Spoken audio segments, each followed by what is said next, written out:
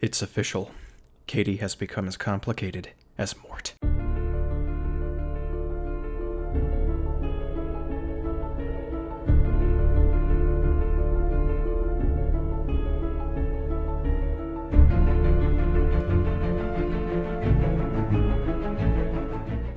Hello, I'm the Theorizer, and what do I mean? Well, if you've seen my theories regarding Mort from Madagascar, then you know exactly what I mean. There's hours upon hours of analysis, and I have a sneaking suspicion that after this video you'll agree that Katie is headed in a similar direction. If you haven't seen parts 1 and 2 of this, I'll link them above now. Part 1 is 10 minutes long and introduces you to an insane theory that I figured out when watching Horton Hears a Who on the matter of the side character, Katie. Part 2 is also 10 minutes and, well, let's just say it 100% confirms my insane theory as fact and truth. Not joking. It was one of the most shocking things to happen in the history of my channel, actually, and today things are going to go off the rails harder than you can possibly imagine. So, did I go out and buy the Blu-ray disc? No. I had reason to believe that the film's iTunes copy would provide everything, but it omitted the Katie interview and film commentary. I don't believe it left out anything else that would be particularly critical to this, but following this video, if you do have the disc, make sure to comment anything more if it can fit. None of you should be fans of Katie at this point. She's an unholy shadow demon, and worshipping her would merely be fulfilling a prophecy from lunatics. Let me expose the rest of that interview because, yes, as they say, there's like kids that have websites devoted to Katie because she's just so awesome. I've already sacrificed myself, and I don't think anyone else should be doing the same because it would just be proving their point. You see, the Katie interview isn't just notable because of what they say in it. It's notable because of the fact that it exists at all. This interview segment was only done for a couple of main characters and then, randomly, Katie. This means they've dedicated more space and time to her than any other character of her seeming irrelevance. I don't even need to assume this because in this very interview they also say they had a team dedicated to her. And it was my job to find the personality of this little cute fluffy thing. Absolutely sickening. They also constantly demonstrate and state their intentions and their mindset, and they mock the viewers with it. There's more here too, and it helps confirm her anomalous anatomy. In part 2, I took one look at her x-ray and thought it looked all strange and bent and contorted inwards with needless fat and a wrongly placed neck, so I took it to Photoshop and opened it up, making it upright as if she were a human, and I got a horrific looking image. At the time, I didn't think the creators would go so far as to truly accurately mimic yak skeletons, but they did because they are obviously very detail-obsessed and serious about Katie. And this is in fact generally quite similar to how yaks and related animals function inside, although still not quite. This unfolding is thus not as important as before, but don't dismiss it quite yet. Aside from this, it's also extremely obvious that she's not a yak, regardless of course, because the creators have said as much, and look at her weird face as she runs in circles and her eyes are on the front of her face like a predator, although I suppose all the animals here are like that. In that case, how about I introduce you to the most shocking piece of omitted evidence, which is her 5th leg? Not only that, but she seems to be able to literally generate new ones at will. The hell? Even she looks confused, which aligns with how the creators also fleetingly mention that Katie thinks she's a demon. I mean, she also literally is, as we know full well at this point, and what all of this comes together and implies is that Katie is truly monstrous, but perhaps not as evil or knowledgeable or aware as we previously anticipated, because she is, after all, a child. Yes, she's not particularly malicious, just strange. She's a mindless predator baby who governs a universe. How does this pan out? She does her governance on autopilot and hangs around with the other kids. How can this work? Well, the only way all of this could come together is if... Dear God. There's more of them. Oh, there's more of them. Katie is not a 6D Lovecraftian goddess because Katie isn't the only one. This character we bear witness to in Horton Hears a Who is merely an infant of a greater species. It's the only way this can pan out. She is a baby and has her own world to govern, while the elders maintain the multiverse as a whole. Yes, Katie owns the jungle of Newell, which is why she transcends it at the end of the film. This finally gives me the answer I've been looking for as to why she looks like a clover. You see, the clover is this film's representative of things containing universes, as the speck rests atop the clover for the duration of the movie.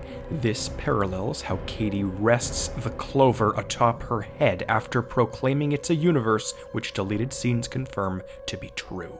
Katie looks like a clover so as to hint towards her true nature, that true nature being her omnipotent governance of the world around her. This all means her imagined creation of the pony butterfly world is a horrific indicator that she likely also created the jungle of Newell, and by extension probably Whoville as well.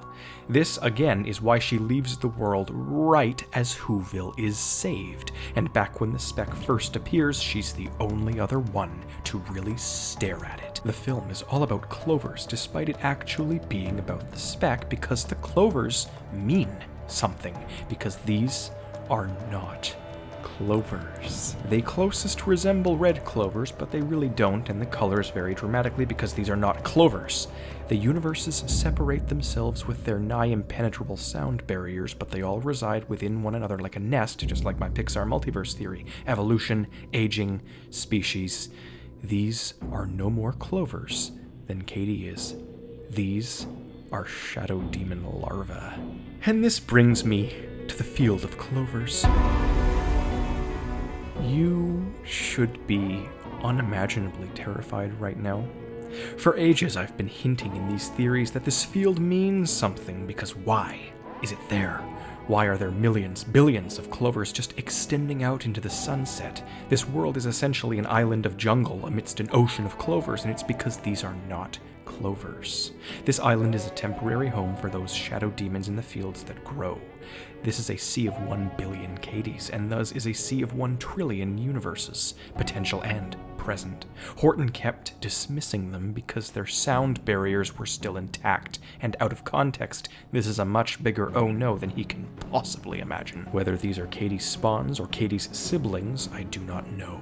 All I can say for certain is that the jungle of Newell is Katie's fiction, and Whoville probably is too. None of this sounds like a kid's film, and therein lies the kicker. The only reason this cosmic horror is a film for children is because it's Katie's fiction, and Katie is a child. She's manifesting her own entertainment. She's not going around moaning and groaning. That's only what it sounds like because she's a baby. That is a...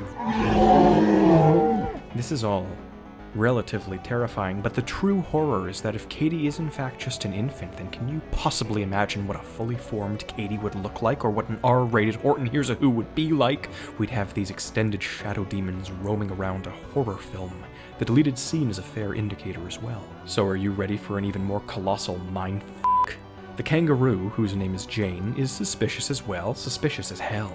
Remember that theory I made on Horton Hears a Who way back in 2016? It was on the matter of Whoville's council, who I determined actually knew about the true nature of their reality the entire time. It was a solid theory and makes complete sense in the context of everything, and this council is direct parallel to Jane, who causes turmoil up above. She behaves very similarly to the council and is meant to be the antagonistic force in the parallel plot.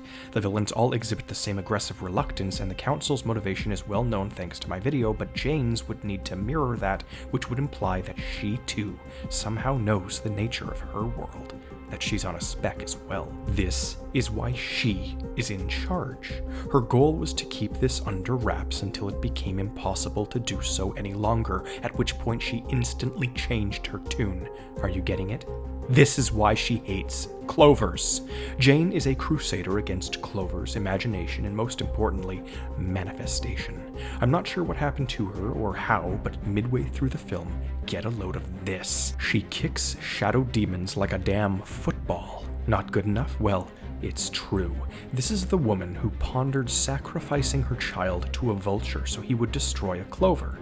This clover, she claimed, needed to be destroyed so they could preserve the minds of the children. Logic. You have it. You care about the mind of your child so much that you're almost willing to kill him. Fortunately, this makes complete and utter sense. sense under my theory, because the honest truth is that she isn't doing this for the sake of the children. She's doing this to save her world from these things. One is already out, and that one is Katie. This is why Jane keeps her son in the pouch and away from the other children, because she is protecting him from this thing. These things. These monster egg universes that are spreading from the outer fields into what little habitat they all have. This multiverse is being controlled by 6-dimensional or maybe even 7-dimensional creatures beyond our comprehension. This multiverse of specks is vast and all-encompassing, and I know exactly what it is. It's his other stories. It's his other stories! The Dr. Seuss Multiverse, essentially. How can I know this? Horton's Whoville takes place on a speck, and the Grinch's Whoville takes place on a snowflake. You have got to be kidding me. No, in fact, all of the Seuss stories are on their own speck, simply put, hence their general isolations and non-earthliness. I started reading into some of these other stories, and then suddenly realized what the ending of this film truly means. For over a decade, the creators have continuously taunted the hypothetical conspiracy theorist to stumble upon this, and it has ended up being me. There's another Horton Hears a Who book, a prequel. This book is famous for its quote, "I meant what I said and I said what I meant, and elephants faithful 100%. It should sound familiar because it was used in this movie too. But that's a part of the same continuity, so how about other comparisons, like the fact that there are numerous versions of Whoville throughout all the stories, the Grinch being on a snowflake, of course, and the fact that I'm damn certain that Oh, the Places You'll Go was adapted as Katie's parents talking to her about moving mountains, because, yes, what I'm saying is that Horton Hears a Who is not just adapting Horton Hears a Who. It is adapting the entire Seuss canon at once. This is a Seuss Multiverse film. There's proof for this too, but perhaps it needs its own video, so speaking of moving mountains, I swear the mountain they plan to put the speck on is actually some sort of mobile beast, and that's its mouth. Maybe a stretch, but even then it's reminiscent of Mount Crumpet from The Grinch, and putting a speck universe in the mouth of a multiversal beast would align the stories like a meta-constellation of batshit genius. I should also mention these weirdly coincidental ties to completely different companies that I've been perplexed by for months. In the Pixar film Monsters, Inc., you may remember me recently discussing how an almost identical depiction of Katie is literally on the wall in Boo's bedroom, and I deemed Boo's bedroom to be at the center of a multiversal convergence, freaking me the hell out. If you've seen the video, then you know why. Because, simply put, I have concluded merely this. If Disney is the BNL of our layer, then the Fox acquisition unintentionally canonizes all of this by proxy. I'll get into that in my next Pixar theory, though. It's crazy stuff. I've kind of just rushed through the Seuss multiverse and the Pixar coincidence, though, because something of devastating magnitude is devouring my mind. I was shocked and panicked by my revelations of the Cloverfield, and then I lost it. I actually short-circuited and started rocking back and forth in the corner, muttering, "Hello, I'm the Theorizer," to myself. Because something clicked. Something that shouldn't be able to. Something that isn't supposed to. Something that upends half of Hollywood and extends into the real world. Don't worry, it's still a matter of fictional theories, but the sheer degree of this crossover might result in you experiencing physical symptoms of terror that I can only provide a thin disclaimer for. I've gotten comments since the start of this whole theory, a few comments from a few people, presumably joking about how the Katie theory is getting so elaborate that it could infiltrate other movies.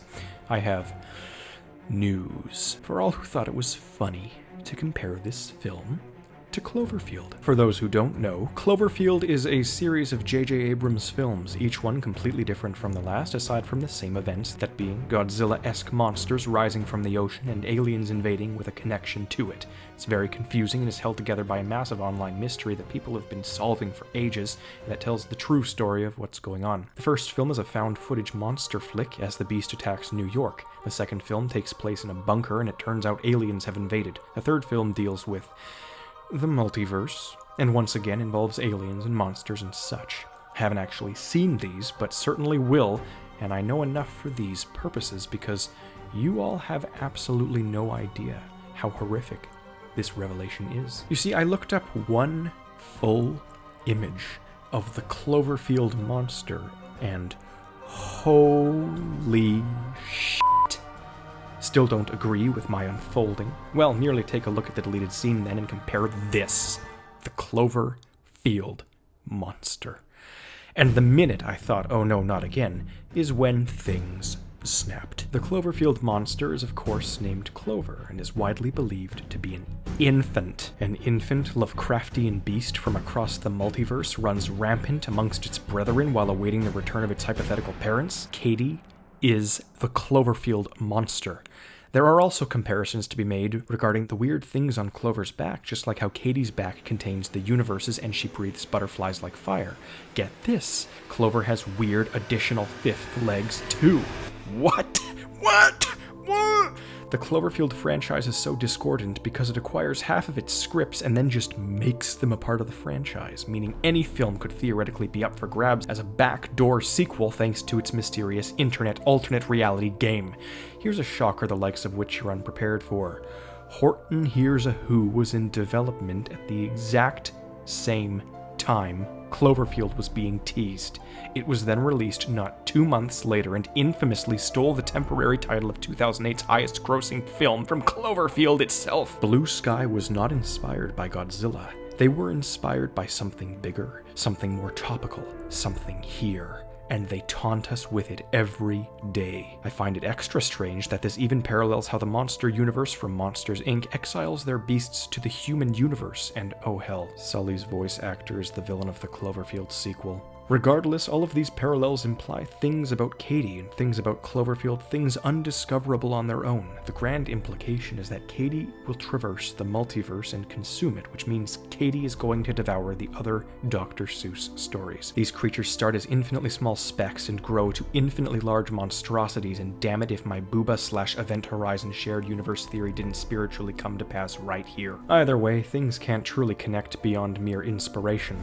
This answers the truth about Katie within her film, but it doesn't transcend to the other properties. Blue Sky Studios has recently dissolved as a company, and so the only way any of this would actually work is if Cloverfield's production company got involved and started making Seuss Multiverse children's stories, but Bad Robot literally only makes high-budget action blockbusters, so it's obviously never gonna happen. It's all true. It's all real. What? No, no, no,